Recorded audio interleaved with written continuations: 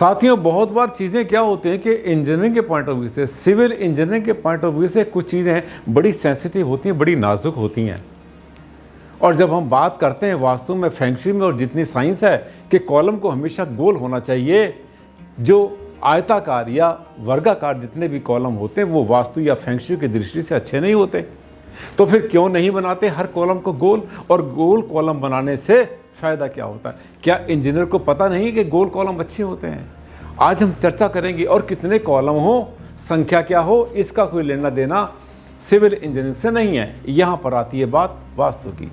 कैसे आती है और कौन सी होती है इसमें कमज़ोर कड़ी, आज हम करेंगे चर्चा इस टॉपिक पर।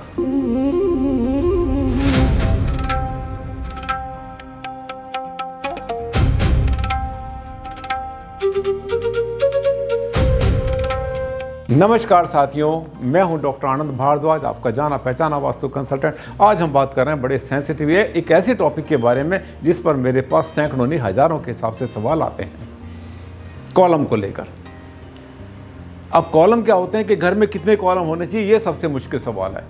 बहुत मुश्किल है, किसी वास्तु वाले के लिए भी जवाब देना बहुत मुश्किल है और किसी इंजीनियर के लिए भी जवाब देना बहुत मुश्किल है कि कितने कॉलम होने चाहिए। संख्या के ऊपर बड़ा झगड़ा है। जब तक कि भवन के आकार का ना पता चले कि इसकी लंबाई कितनी होगी, चौड़ाई कितनी होगी, इसमें स्पैन कितना जाएगा, इसके अंदर कितनी लंबा, कितना इसमें गैप पड़ेगा आपस में एक दूसरे के, जब तक इस बात का पूरा कैलकुलेशन ना हो जाए तब तक इंजीनियर भी कुछ ये नहीं कह सकता इसमें इतने कॉलम बनेंगे। लेकिन वास्तु क्या कहता है? वास्तु कहता है कि जो कॉलम है उनकी संख्या सम होनी चाहिए। कारण क्या है इसका बताऊं? चलेंगे इस वीडियो पर। ये आपने देख लिया, क्या है इसका टॉपिक? भवन में कॉलम और बीमों की पूरी वास्तु चर्चा, गिनती, आकार, रूप, रंग आदि सबके बारे में, इसके बारे में हम चर्चा करेंगे। कॉलम कहते हैं इसको, ये देखा ना कॉलम, ये है। इनको तो कहते हैं कि वास्तु में और फंक्शन में कहते हैं इसको गोल बना दो। गोल क्यों नहीं बनाते? क्या गोल अच्छे होते हैं? क्या पुरानी जो बिल्डिंग है जितनी अंग्रेज़ों ने बनाई थी या पूरे ब्रिटिश में बनती है, हमारे इंडिया में भी, हमारे कनॉट प्लेस में, हमारी पार्लियामेंट में, हमारे और बहुत सारे जितने सरकारी भवन है पुराने बड़े बड़े, लखनऊ में भी, और जहाँ देखेंगे बहुत बार आपने राउंड कॉलम देखे हैं, गोल कॉलम देखे हैं। वो कॉलम कितने अच्छे, क्या उनका लाभ, इस पर भी आज हम चर्चा करने वाले हैं। थोड़ा सा इंजीनियरिंग का पॉइंट लेंगे, थोड़ा सा लॉजिकल लेंगे और कुछ लेंगे ज़्यादातर हम वास्तु का पॉइंट। चलिए आगे चलते हैं, देखते हैं इसके पीछे क्या है कहानी। ये देखिए, ये भवन में कॉलम कितने होने चाहिए, किसी का मैसेज हमारे पास आया था। ये भवन में कितने कॉलम होने चाहिए? पहली बात, ये आवश्यकता के हिसाब से होते हैं। 2 हों, 4 हों, 10 हों, 18, 20, 50 जितने भी लगाने आपने बिल्डिंग के हिसाब से होते हैं। एक बहुत बड़ा मॉल होता है, वहाँ पे 100, 200, 300 कॉलम बनते हैं। बिल्डिंग के साइज़ के हिसाब से एक कमरा बनता है तो उसमें चारों कोनों में एक एक कॉलम खड़ा होता है, मात्र 4 कॉलम बनते हैं। अब इसमें आता है आकार की बात करेंगे बाद में 2 मिनट के बाद। जो कॉलम की संख्या है वो संख्या होनी चाहिए आपके पास में, इसका मतलब सम संख्या होनी चाहिए। अब अगर आपने कल्पना करो कि आपने एक कमरा बनाया, 2 कॉलम यहाँ बनाए, 2 आगे बनाए, तो 4 कॉलम बनाने पे आपका कमरा पूरा का पूरा बन जाता है। अगर आप यहाँ पे 3 करते हैं तो वहाँ भी 3 करने पड़ेंगे, ऑटोमेटिकली अपने आप संख्या सम हो जाएगी। इसमें क्या पढ़ना, इसमें कौन सी फारसी पढ़नी है?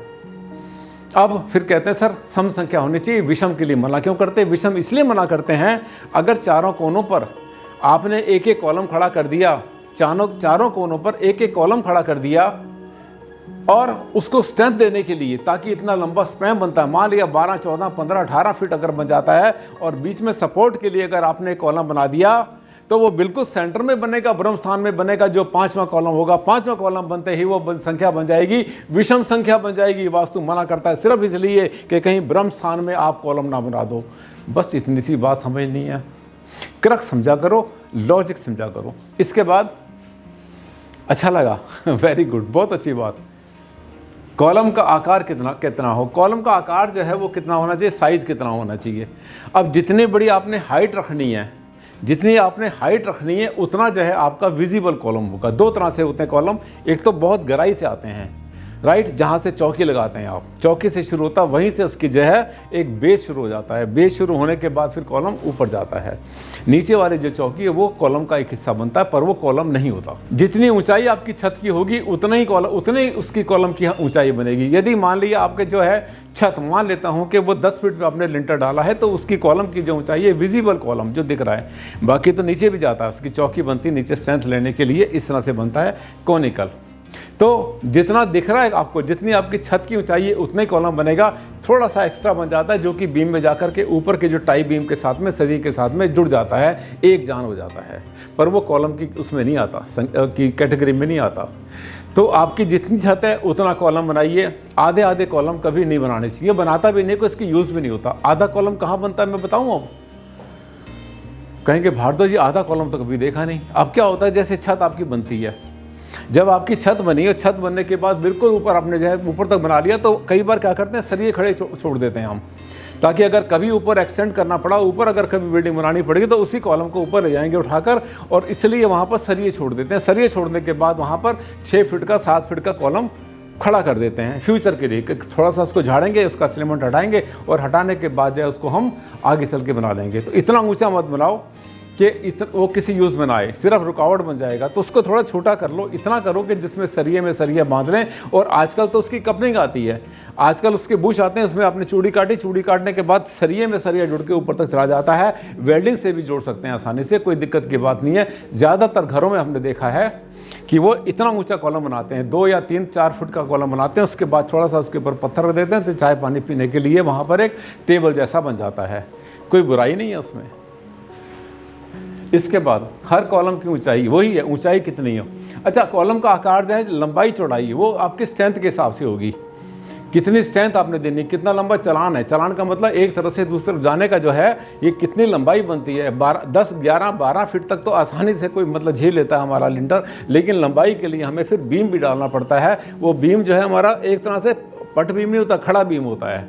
आपने देखा बड़े बड़े मंदिर होते हैं, उनके जो बड़े बड़े प्रांगण होते हैं, उनका जो उनके हॉल होते हैं, या आपने मीटिंग हॉल देखे, बड़ी बड़ी संस्थाएं देखी जहाँ पर खूब बड़े बड़े हॉल होते हैं और एक भी कॉलम नहीं होता उसके बीच में। तो वहाँ पर क्या करते हैं, उस स्पैन को करने के लिए, इतने बड़े स्पैन को देखने के लिए, फिर वहाँ पर बहुत मोटे मोटे उसमें डाले जाते हैं बीम, जो एक तरफ से लेकर दूसरी तरफ उसको संभालते हैं और बीच में उसके कॉलम से स्ट्रेंथ दी जाती है। ये सिविल इंजीनियरिंग का पार्ट है। कॉलम को मजबूत कैसे बनाएं?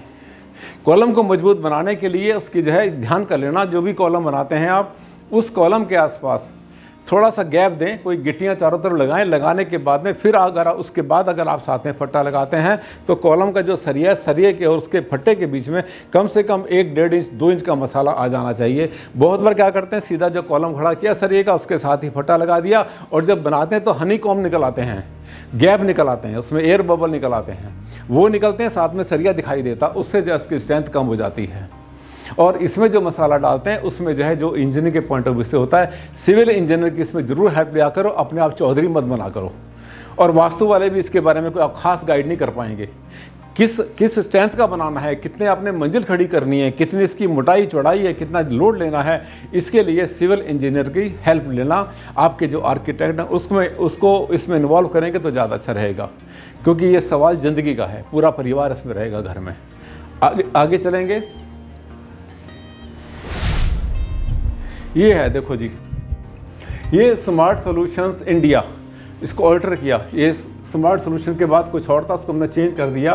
कॉलम इवन या ऑड नंबर होना चाहिए। हमने आपको बता दिया, इवन नंबर में जो संभावना होती है बहुत बार कि ठीक ठाक बन जाएगा, ऑड नंबर में संभावना होती है कि ब्रह्म स्थान में कॉलम आ जाएगा। जब ब्रह्म स्थान में कॉलम आता है तो वास्तु के हिसाब से तो अच्छा होता नहीं, और वैसे भी आपको बताऊँ टिकाऊपन के हिसाब से, यानी अर्थक्वेक के हिसाब से, उसमें क्या सेंटर ऑफ ग्रेविटी जो है, जब उस पर पूरा का पूरा वजन आता है, तो जैसे ही अर्थक्वेक आता है तो उसको गिरने में, बिल्डिंग को गिरने में कुछ ही सेकंड लगते हैं। तो स्ट्रेंथ के पॉइंट ऑफ व्यू से भी ऐसी जगह पर जाए कॉलम को, आप कॉलम की संख्या बढ़ा लो, बजाय 1 के 2 करो, 4 करो, 6 करो, जिससे कि पूरा लोड बराबर उसके ऊपर आ जाए। और एक ही कॉलम पे अगर कभी भी लोड आएगा तो खतरा बिल्डिंग को हमेशा बना रहेगा। ये एक और सवाल किसी ने पूछा, उन्होंने तो पूछा था, स्मार्ट सॉल्यूशन इंडिया, ये है रोमिल इटालियन 6656, ये एक्चुअल है। Column colours, column chorus, square या आयताकार। अच्छा, या राउंड कौन से बेस्ट और क्यों, ऐसे क्यों होने चाहिए ये भी बता दो, इससे फ़ायदा क्या होता है।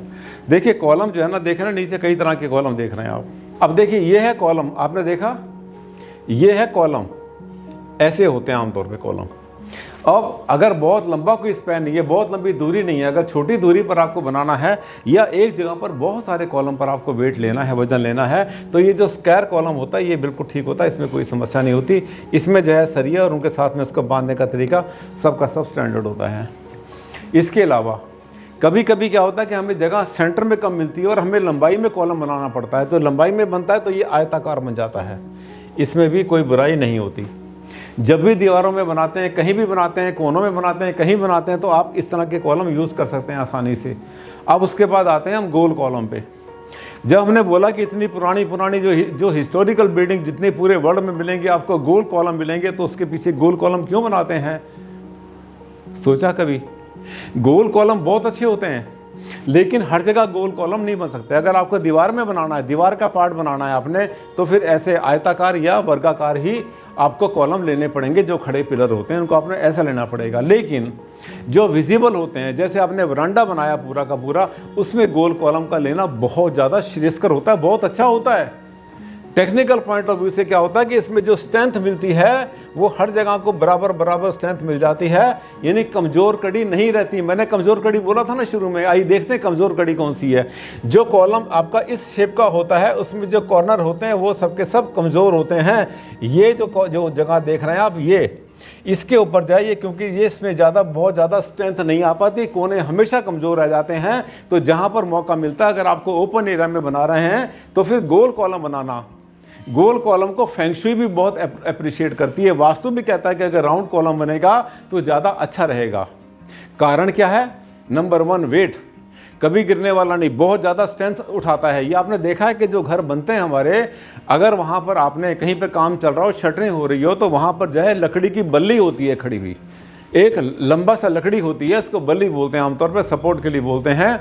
जब वो अकेली जो है पूरा का पूरा वजन उठा लेती है ऊपर का, अब उसकी बजाय जितना क्षेत्रफल उस बल्ली का बनता है उतना ही क्षेत्रफल, मान लिया ये हमारी जो है एक बल्ली है, मान लेते हैं बल्ली हमारी ये गोल है, इसका जितना एरिया बनता, क्षेत्र बनता है, अगर उतने का हमने फट्टा ले लिया, और ये अगर हम फट्टा खड़े करते हैं, कल्पना करना, उतना ही एरिया का जो फट्टा होगा, जो नीचे से ऊपर खड़ा होगा, वो झूल जाएगा, टेढ़ा हो जाएगा, बेंड हो जाएगा। जबकि खड़ी बल्ली गोल होने पर कभी भी बेंड नहीं करती। ये भी एक टेक्निकल पॉइंट है।